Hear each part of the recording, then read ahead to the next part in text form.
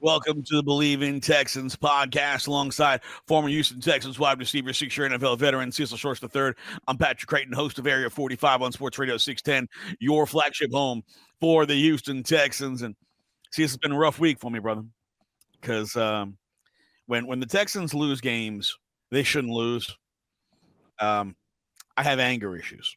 I know that's a shock. I have anger issues. But they had a 23-7 lead at the half, and they lost the game by a field goal, which they didn't score again. Mm. They had 5 interceptions and lost. For the 4th straight game and the 5th time in the last 6 games, they did not score a second-half touchdown. The reshuffled offensive line had all the same struggles the previous offensive line had.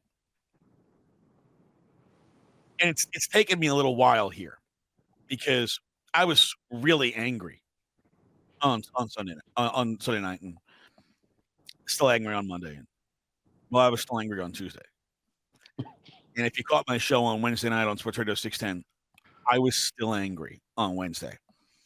And now it's Friday. I think the only reason I'm starting to unwind the anger is that, well, there's a game coming up on Monday night up in Arlington. And I'm starting to move into, okay, we're moving into transitioning to getting ready for the Dallas Cowboys. That's like the only thing that's helping me because I've just been beside myself all week about so many different things. Cecil, have you ever seen a team lose with 5 interceptions? Never. At any level, Pat. I've never seen a team lose with 5 interceptions. And it's frustrating because everywhere else besides offense, you played well enough to win. Like, you literally played well enough to win. Like, you had 5 picks. You were shutting down that particular offense for 3 quarters. Like, you were doing what you were supposed to do on special teams, on defense, and on offense. You did enough, right? But come second half, it was just dismal. It was just sad. It was just like, how do you even not? I don't know how to explain it. It's just frustrating to see. Because we all from the outside in see, okay, offensive line still not better. Like, we started to figure that part out. CJ is not himself, right? He's struggling. So I'm trying to get in my head, okay, be patient because you're still 6-4. You're going to win a division. It's a second-year head coach, second-year offensive coordinator, second-year quarterback. They're going through some growing pains, but it's just hard to watch right now. But I do feel better because coming up, not to overlook anybody, you got Dallas, who's struggling, you got Tennessee, and you got Jacksonville. So with those 3 coming up, I'm like, okay, hopefully we can get, the offense back rolling some type of way because we got a gauntlet coming in December. Now, there has been some consternation among media, among fans. It's a good word. Regarding the continued employment of one Bobby Slowik, the offensive coordinator. Now, I am not going to ask you, do you feel Bobby Slowik should keep his job? I'm not going to put you on that spot. What I'm going to ask you is, on a scale of 1 to 10, what is your level of confidence that Bobby Slowik can get this offense, its blocking schemes, and its ability to make adjustments, that he can get this corrected moving forward before it winds up costing them their season? Ooh, that's a hell of a question. That's a hell of a question. I'm gonna say 6.5 ish. I still have a glimpse of hope. I truly believe when it comes to protection that you need to give that to the quarterback. I haven't seen it done yet with CJ. I don't think he needs to own the protection. He needs to be able to call. Hey, let's go Linda here. Let's go Lucky here. Let's go Rita here. He needs to slide the protection where he needs to do, or where he sees fit. He needs to communicate with his receiver, especially in the slot or his backs. Like, hey, if this is hot here, they're coming off. Be ready for this. Like, he needs to be able to take ownership at the LOS, which is the line of scrimmage. I need to see that more from him. Let him call it so he can feel comfortable throwing the ball, so he can feel comfortable in what's going on. Because right now we're letting the center do it. And think about it, the center's in a crouch position, and he can't see everything the quarterback can see from a standing up position. So the center can't see maybe the outside linebacker or nickel about to come off the edge on the right side. The center can't see the same thing on the left side, right? He can see what's in front of him. Most likely in front of him is probably a 1 technique or a 3 technique or a big old guy in his way. So let CJ call the shots in that particular area. So I would say 6.5. Now I'm gonna say this too. There was times Sunday night it wasn't Bobby's fault if they weren't executing. For example, the interception that CJ threw in the end zone that Carlton Davis picked off, he was throwing Tank Dale. That should have been a touchdown. Should have been a touchdown. CJ was late and it was underthrown. And when you're late and underthrown in the NFL, it's going to be interception. Like that, it should have been 30-13 or whatever it was at that point. Like it should have been a big separation. But you can't. I mean, Bobby called the right play on that moment, right? So it's a mix of Bobby getting better in different areas, and then CJ and the offense getting better in different areas. So I would say a 6.5. I'm not sure where you are, but I would say a 6.5 with Bobby to fix things. Let's say I'm below 6.5. Why? Tell me why. All right. So a little shout out here to John Crumpler, who does a great job with advanced stats and things like that. Okay. The Texans are second in the NFL in most usage of 12 personnel, so 2 tight end sets. Okay. 34.5% of the time, they are in 12 personnel. That's an extremely high number. They are 25th in passing success in 12 personnel. They are 23rd in run success in 12 personnel. So a third of the time, they run personnel packages where they are bottom third in the league in success.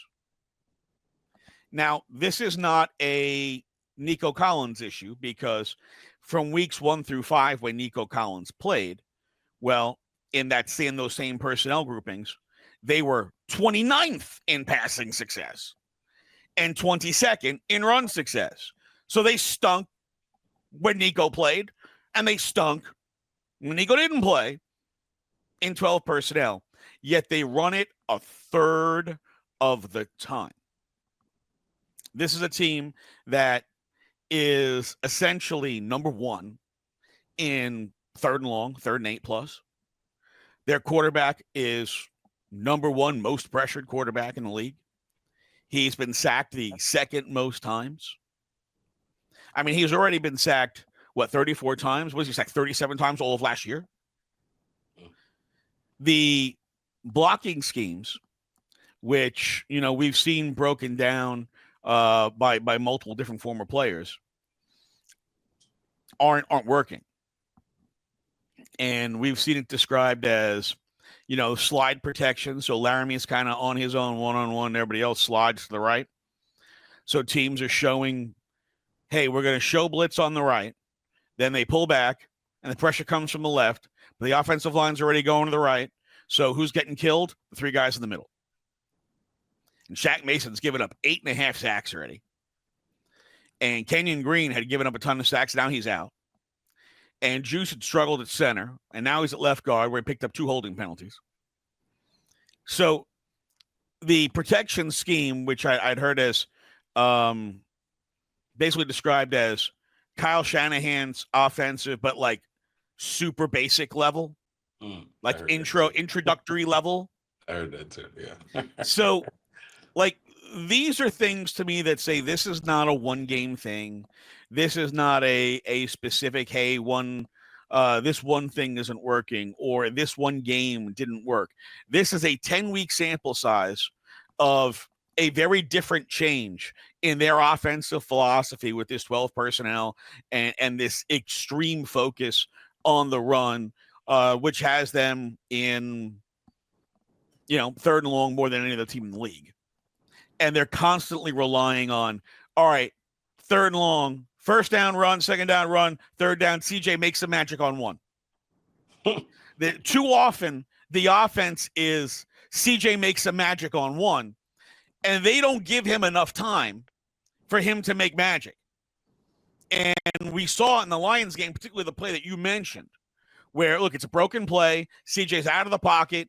He's, trying to point off the safety who did not buy it at all.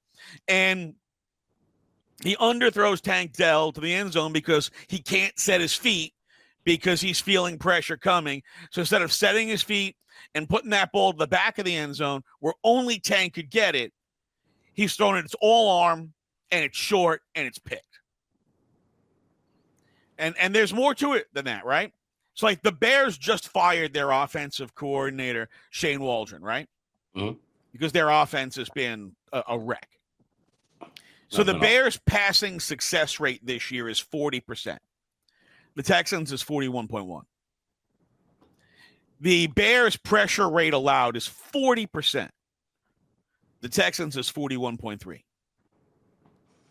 The Bears' winning percentage lost 2 sacks. So the negative impact of critical sacks for the Bears this year, minus 148.4%. That's a massive number. The Texans is minus 196.4%. The Bears' rushing success rate this year is 38.5%. The Texans is 34.2%. The Texans' offense is essentially the Bears' offense, but gives up more sacks. The Bears just fired their OC. What is the difference between the Bears and the Texans? That CJ Stroud is better than Caleb Williams right now? Because he's playing without Nico a lot, playing without Steph now. It's CJ Stroud is better than Caleb Williams right now. Yep. But his offensive line is worse. That's literally the difference. And one team has fired that offensive coordinator 10 games into the season, where every single player who has spoken about it on that team has basically said, well, he's a nice guy. Because they don't want to be on record saying he's a terrible offensive coordinator. Guys in Seattle, Jackson Smith and Jigba said over the summer, well, he's a nice guy. I saw that interview. They asked him, is this live? And then when they said, yeah, it's live, he goes, well, and he pauses for like 4 seconds. It's a long he's a good guy. Yeah, like that's wonderful, but he's not helping you win. And right now, Bobby Slowik's not helping them win. They're not. If the current pass scheme doesn't work, you need to change it. But Bobby seems to be 1,000% against any kind of change. There's no second half adjustments. There's no week-to-week adjustments. It's the same thing every week, and it's incredibly predictable, right? So, let's look at that line game. The very first drive of the game, they come out, they're throwing some short passes, they're getting the ball out quick, and they move down the field. Well, then what do they start doing the rest of the first half? Well, we're going to throw the same exact pass from the same exact look. Only now, the Lions have caught on, and they know what you're doing, because you're not really taking. That's why the throw downfield to Hutch that wound up getting the PI caught them by surprise. They weren't throwing the ball downfield. They set up the one running back screen to Mixon that went for good yardage, but everything else was the same wide receiver bubble screen where they're moving guys in motion to put another defender where they're going to throw the ball, Cecil. I mean, there are kids on your junior high football team that know you don't want to motion a defender in man coverage to go where you're throwing the ball. You want to take them away from there. And the Texans do the opposite. I'm sitting there next to Sean Majani, who I host Area 45 with on Sportsradio 610, and we're looking at each other. We got 6 heads. What the hell did we just see? This is why my faith in Bobby Slowik is not 6.5. It should be. It should be more. But what did they do last year? They spread you out. They put the ball in CJ's hands, and they let him move the ball. They've taken that away from him this year. They brought in these condensed formations, and they're getting their butts kicked. But they keep doing. It's like, did you ever see the movie Miracle about the 1980 hockey team where they're not they haven't figured out, hey, we play for Team USA. So he's making them skate suicides back and forth up and down the ice. He's like, again. And they go over there, again. This is what the Texans offense is to me right now. Oh, did that fail? Again. Oh, we tackle for loss? Again. 1 yard? Again. And that is what makes me angry. Just a little bit. Well, I tell you what, I can't disagree when it comes to the second half adjustments. Like, I can't disagree with that. It's bad. It seems like there's nothing there, right? Like, if anything, I think even the simple adjustments. I think first drive of the game, you come down, you're throwing quick outs, you're throwing quick game. Well, where's the double moves now? They're coming up on it. So where's the double moves? Where's the hitch and go? Where's the out and up? Where's the simple things like that, right? But my question is, like, okay, if you get rid of Bobby, who are you gonna put in? A coordinator that's never called plays before? Like, I don't know who else you have on staff. I love a Gerard Johnson, but I don't know if you put a playoff team, somebody's going to win a division, right? Somebody's going to win their division because division is terrible. And once you get in the playoffs, like, so you get rid of your guy and then you put a guy in that's never called plays before on a playoff team and a division winner, and then you just roll with it.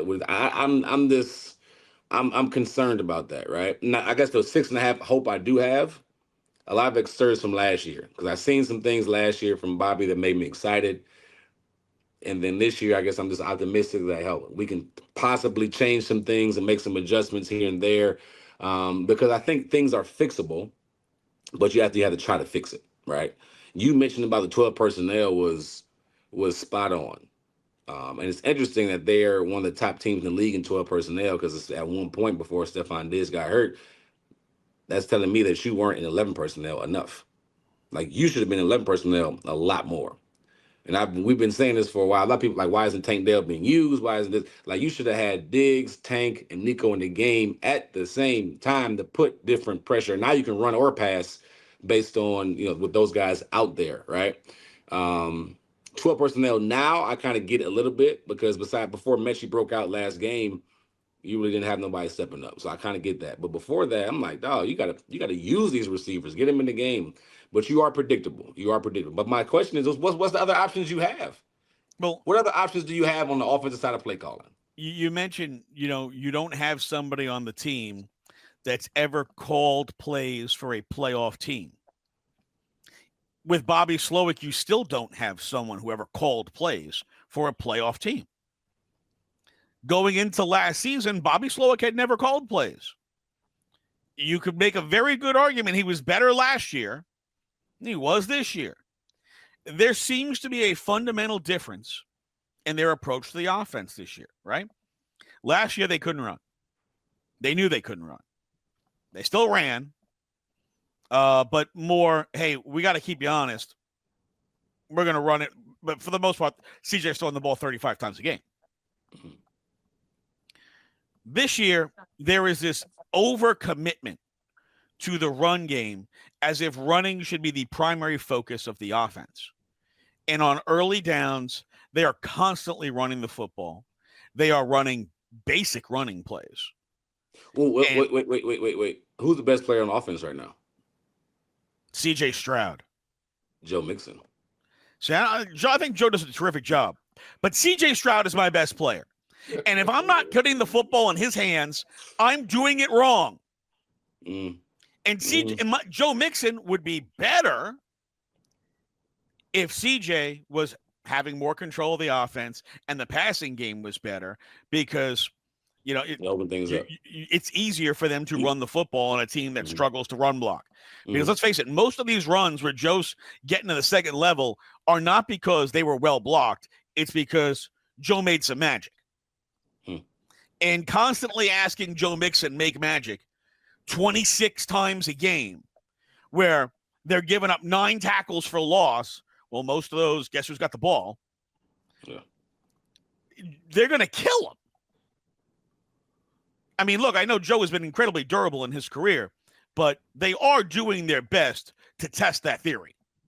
Oh, for sure. I'm worried about how many touches he's getting. I mean, 25 carries for 47 yards last week. That's not including the touches he had in the passing game, and then going back before. He's getting tons of touches and hit, and it just makes me nervous because When he they is giving darn up good in my opinion. when they're giving up 9 tackles for loss, and he's your primary ball carrier, but nobody else has more than 2 carries, that means Joe's getting hit a ton, A ton. He's especially in getting the a ton. backfield by guys who are, getting a clean run at him. So I'm a little concerned about that. And like I said, Joe's been incredibly durable. He's a real tough guy. You have a ton of respect for him in that regard. But the body is the body, and at some point you're going to get hit the wrong way, and bad things are going to happen.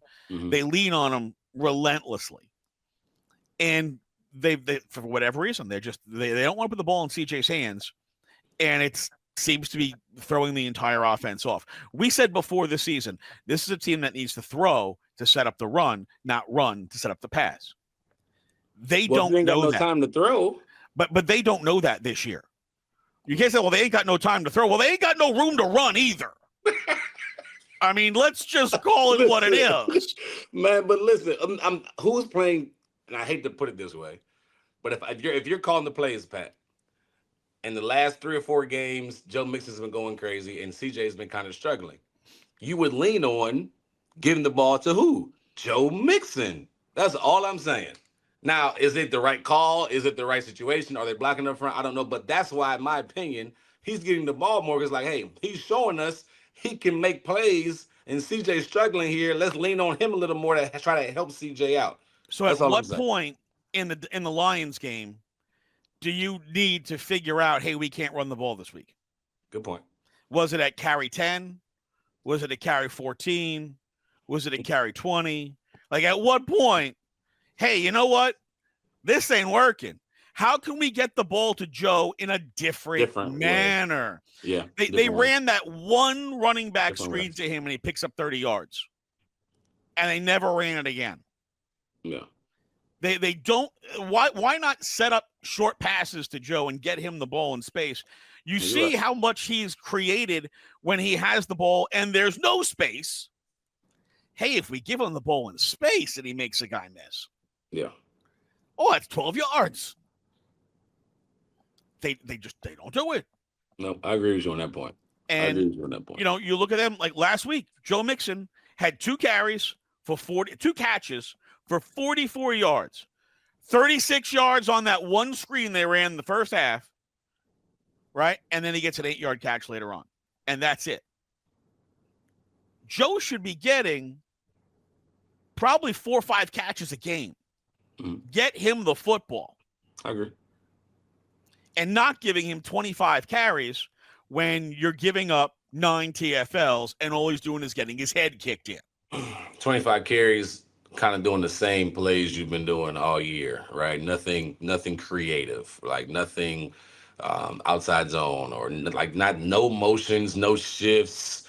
It's just basic handoff. Frustrating. Basic football, which is frustrating to see. It's frustrating to see. I would agree Here, with Joe, that. right side. Here, Joe, left tackle. It's frustrating. Here, Joe, right tackle. Like it's not any different. It's the same plays over and over, and they're incredibly predictable. And that's the part is if there was a better mix of play calling, maybe those plays could be a little more successful. But you see them line up on first down. Not only do you know what's coming, we're sitting in the press box. We know what side they're running to. If we know it, they know it. Mm-hmm. Yeah, that's huge. I think, and this maybe this is too simple, but you talk about 12 personnel, and it got my mind thinking, why don't they come out in more exotic, or not even exotic, there's more formations. So maybe you come out in empty. They haven't seen you do that, right? Then motion Joe back in the backfield. So now it's 2x2, something you normally do, and then run the ball or go quick game. Or why not start in one formation and shift out of it? It just make things look different, right? If you're not comfortable calling different plays because you may, I don't know, for whatever reason, make things look different. The window dressing, make them move around, make the defense think, and then go back to your basic stuff. But you don't even do that. You get in 12 personnel, like you mentioned, 34% of the time, whatever it was, and 31% of the time you're running the ball. like it's just like if you're in 12 personnel, I'm not scared of Dalton Schultz because you don't throw to him that much. I'm not scared of Cade Stover because you don't throw to him that much. Like I'm not scared of those guys. So I'm gonna load the box up, play man coverage outside, and stop the run, which is what they've been doing. And they don't even got to load the box up because the front four, front five, whoever's up there getting penetration, DJ Reader and those guys for the line getting penetration, getting guys, and they hitting Joe before he even gets to the line of scrimmage. And then when you do call an exotic play like the double reverse you called, it's like what? And that was a disaster. So I get it. Bobby really got to figure it out, man. Like if you're put in this position, you made the moves. To me, your time, and he knows it, but his time is on the clock as far as how long you can be here as an OC with the quarterback you have, with the team that you have, and with the expectations that's in front of you. You went to the playoffs last year. Now your team is better this year on paper. You should be better as an offense, and it hasn't gone that way. No, that to me is really the most concerning thing, right? Is your offense has regressed despite the fact that you improved your personnel. Mm-hmm. And now that you had expectations, everything has gone back the wrong way. And that to me is, for a guy who last year, 1 year as an OC, was looked at as, hey, this guy's going to be a hot head coach. Right now is looked at as, hey, should this guy be an offensive coordinator? That's a big step back to take in 1 year when you have C.J. Stroud and Nico Collins and Stephon Diggs and Joe Mixon and Tank Dell and Dalton Schultz. And your offensive line is not center 6 and guard 7 and tackle 4. And, you know, it's not a turnstile of guys where it's like, okay, who's playing offensive line this week?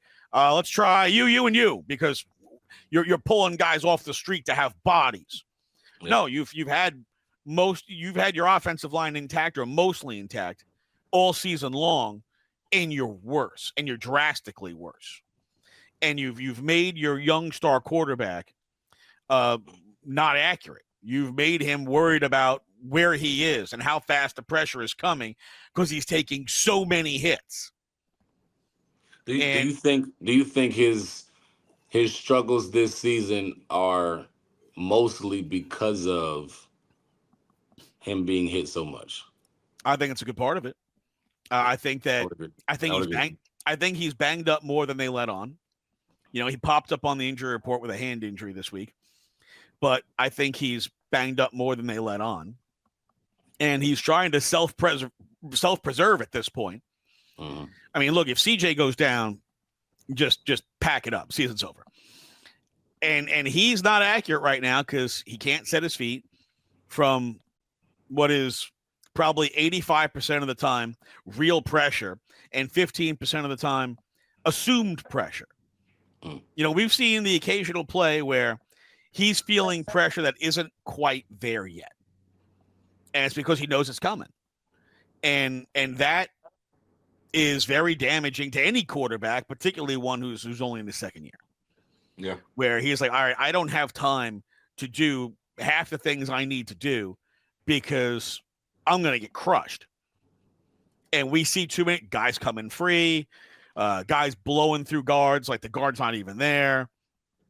There are way too many pressures, instant pressures.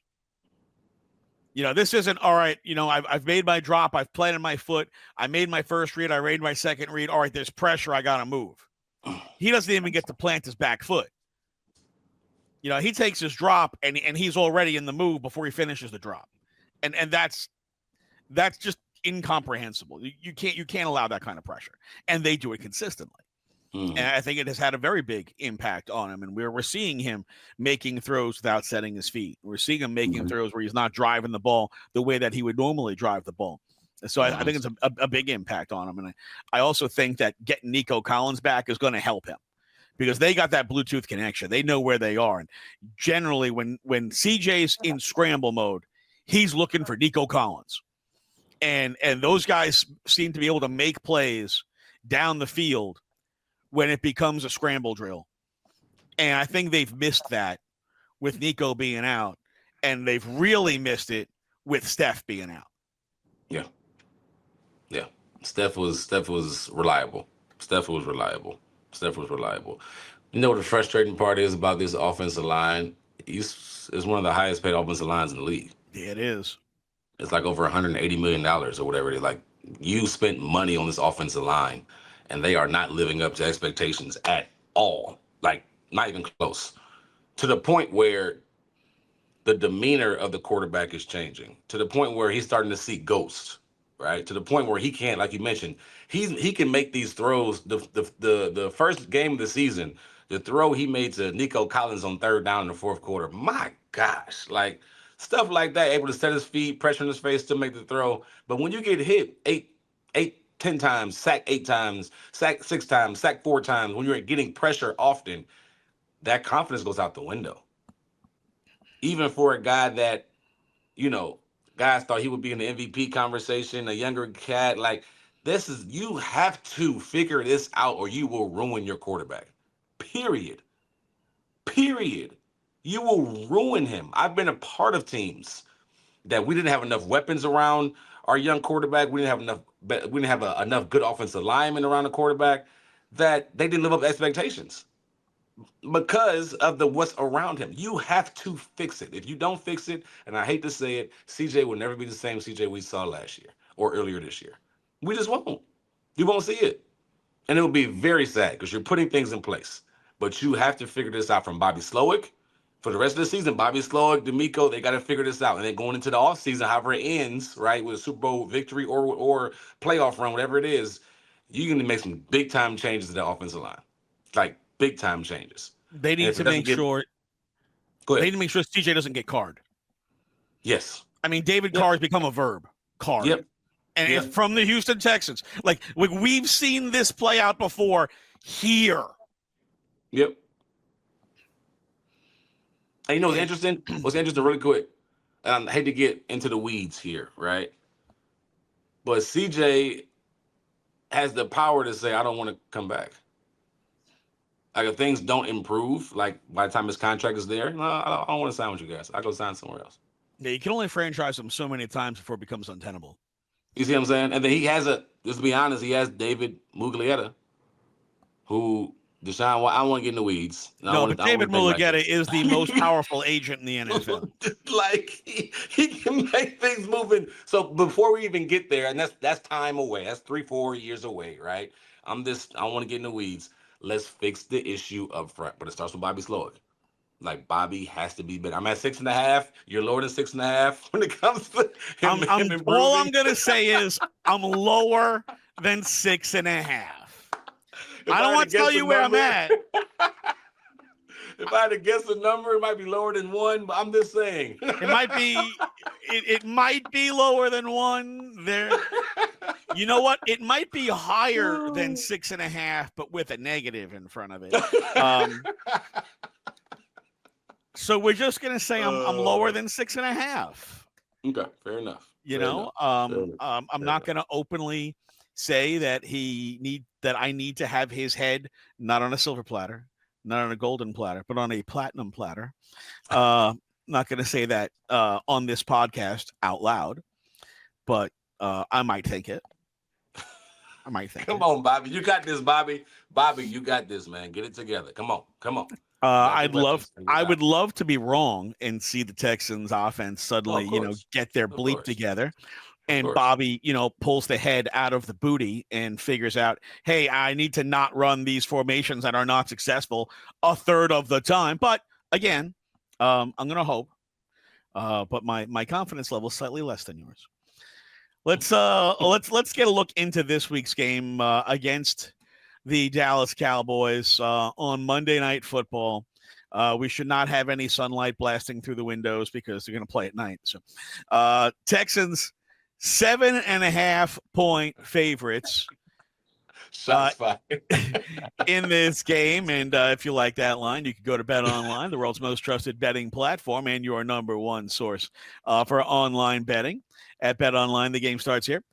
Texans 7.5-point favorites right now over the Dallas Cowboys, who will be without Dak Prescott, who is essentially lost for the year. He's going to have surgery. So Dak is out for the year. Cooper Rush is the quarterback.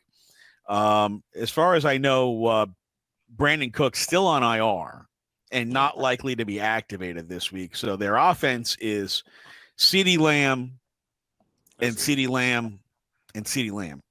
Yep. The defense has struggled. The Cowboys are a team with a lot of talent, but they're an absolute wreck right now. And before the season, remember we talked about this before the season. I said this could be the game where heads roll in Dallas if the Texans go up to Dallas and lay a whooping. This is a game like where this could be a get right game for the Texans because the Cowboys have really struggled both offensively and defensively. They can't run the ball at all. Rico Dowdle has not had a lot of room to run. The Cowboys' offensive line is not very good. So they're not getting a lot of room to run. They don't really have anybody to run the ball behind Rico Dowdle because Ezekiel Elliott is slower than I am, and I run like I carry 2 couches. So they don't have a lot of firepower. Texans generate a ton of pressure.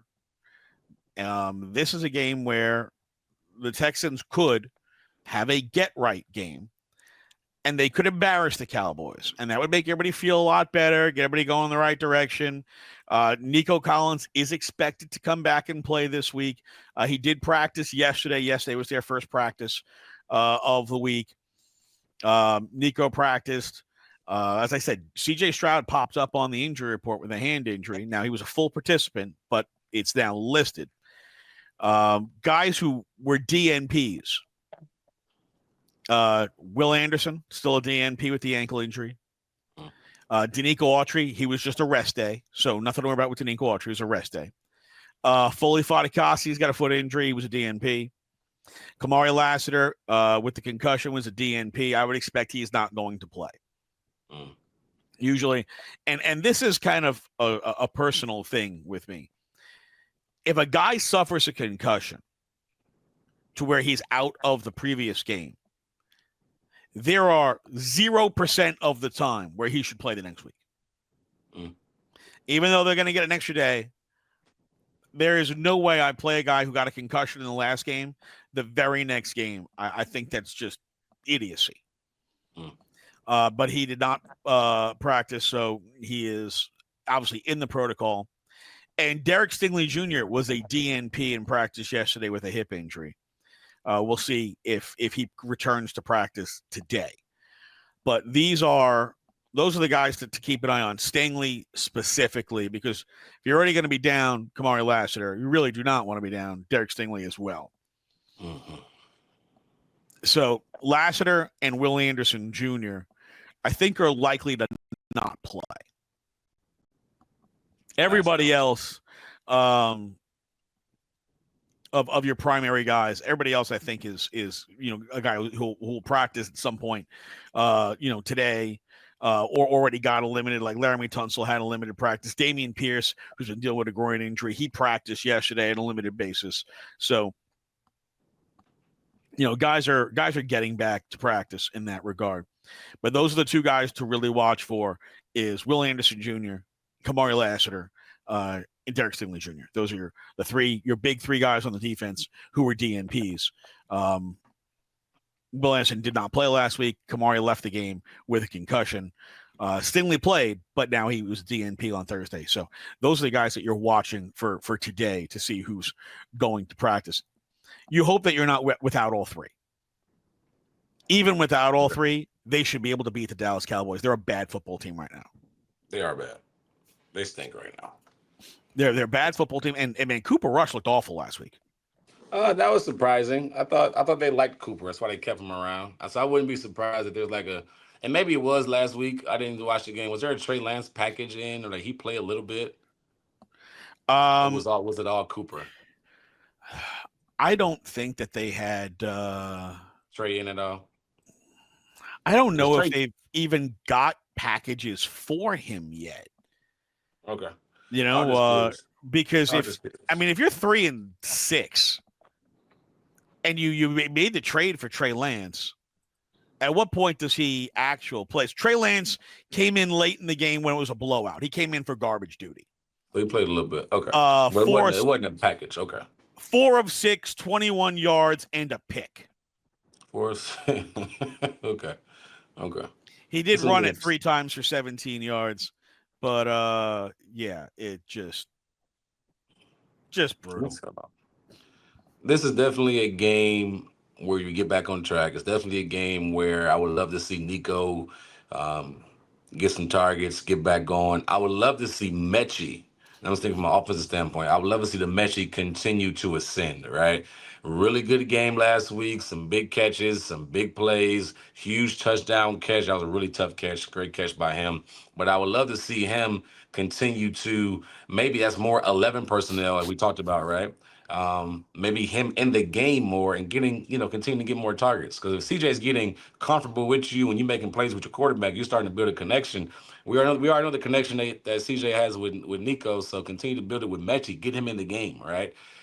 Get him going. I probably want to see him get more reps than Xavier Hutchinson, right? Xavier's been playing a lot, but has not necessarily come up with catches during the game, right? Maybe he blocks well, maybe he runs decent routes, but it seems like Mechie is the guy, especially last week, that's come on the scene and is going to be able to catch the ball, run, make a guy miss, and score some touchdowns. So I love to see Mechie continue to get going, and we always know we want Tank to get the ball and get going, but the offense has to figure out the next, not this week on Monday night, because I'll be honest with you, Thursday night was embarrassing.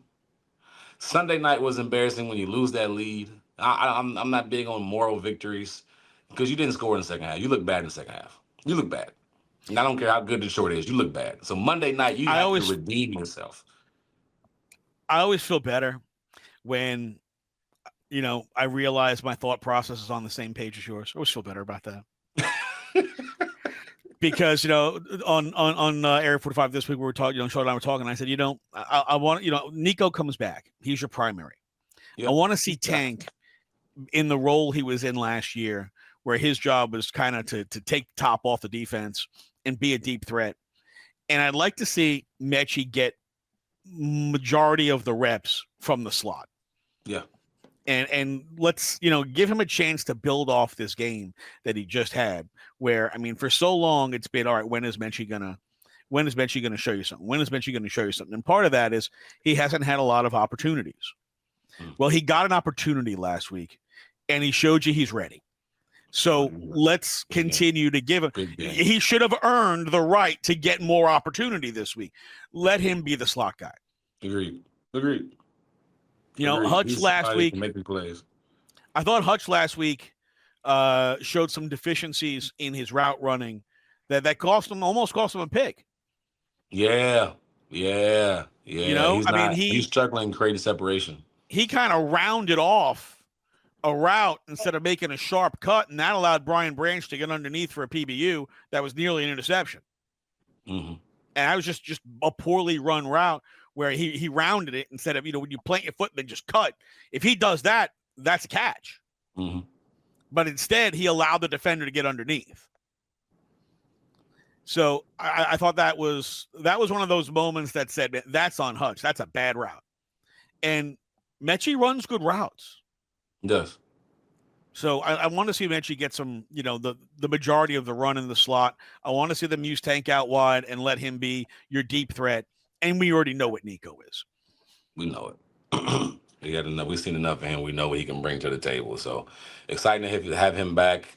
And then maybe that 12 personnel thing is stuck in my head. That's 12 personnel thing. That was some great numbers. Like, the Texans need to be in different packages and not as predictable. But so we'll see how it goes. I'd like to see the Texans figure out, hey, we're allowed to gain yards on first down. Mm-hmm. It's okay. It doesn't have to be a 1 yard run. It's okay to throw the football. Yep, positive yards. All right, so 7.5. How do you feel about 7.5 on this game? I feel good about it. Not too bad. I think that's a legit number. Cowboys are down. The Texans need to get a pick me up. So I feel like that's fine. All right, what is your actually here, let me give you a little so team defense.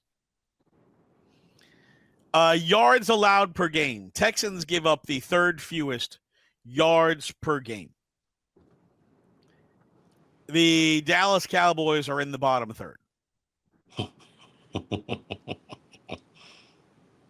They're 26th. Okay. They give up 362.9 yards per game. Texans are at 288. Pass defense. Texans are fourth in the NFL, 174.7 a game. Cowboys are middle of the pack at 210.8. Rush defense. Texans are about 10th, 113.3 per game. The Cowboys are 31st, 152.1 they allow on the ground.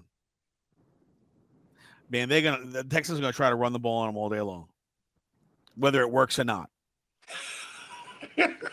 and we saw this last year, right? Oh, the Panthers can't stop the run, so we're gonna run it like hell, and they lost. Oh, the Falcons, they can't stop the run. We're gonna run it like hell, and they lost. Yeah. Like if they decide, hey, we're gonna run it like hell, and they're not having success, but they're just gonna keep running it like hell, this game's gonna be closer than it should be, and Bobby Slowik should have to walk home. I can't do another 26 carries, 48 yards because, hey, we're just not going to friggin' block today. And, but they're not good against the run. Well, they are today against us. So if you're having success with it, great. If you're not having success with it, you have to do something that I know Bobby is very averse to doing, and that is adjust. Yeah. Have to do it.